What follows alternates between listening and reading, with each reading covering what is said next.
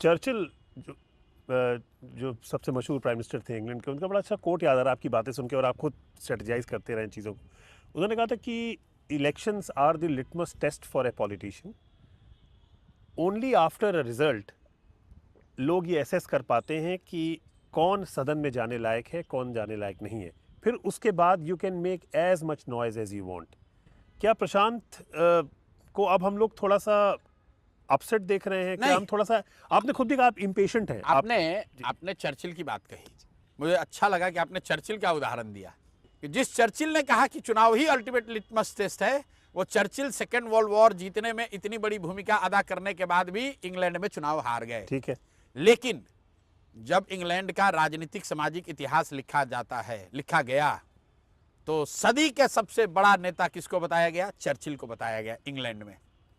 तो प्रशांत किशोर को, जन स्वराज को, इस प्रयास को, जब भी इस कालखंड का इतिहास बिहार का लिखा जाएगा, तो कोई भी ये नहीं कहेगा कि इन लोगों ने गलत किया था। लोग यही कहेंगे कि इन्होंने प्रयास किया, अच्छा प्रयास किया, मजबूत प्रयास किया, ईमानदारी शुद्धता से किया।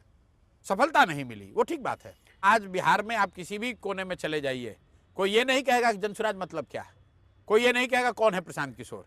हर व्यक्ति कहेगा अच्छा वही है जो बहुत बोल रहे थे। मेरा विरोधी होगा तो कहेगा हाँ बहुत बोल रहे थे, वोट नहीं मिला, बहुत अपने को होशियार समझ रहे थे, बिहार की जनता ने औकात दिखा दिया, यही तो कहेगा।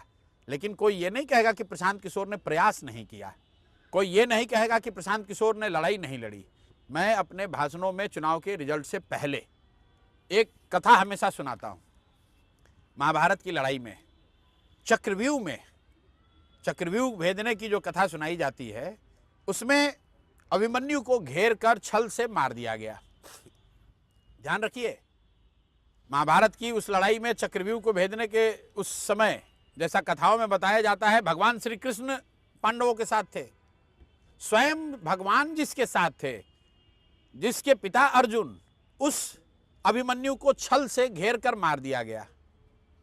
लेकिन आज भी जब महाभारत की कथा सुनाई जाती है तो अभिमन्यु के प्रयास की चर्चा होती है, अभिमन्यु के वीरता की चर्चा होती है। उनको घेर कर मारने वालों की चर्चा कोई नहीं करता। एक मिनट पूरा कर लेने दीजिए।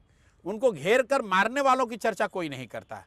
और उससे आगे की बात है, महाभारत चक्रव्यूह में आपने अभिमन्यु को घेर कर मार दिया, लेकिन उससे आप महाभारत नहीं जीत पाए। तो इसलिए अंततः जीत सही की होगी, सत्य की होगी।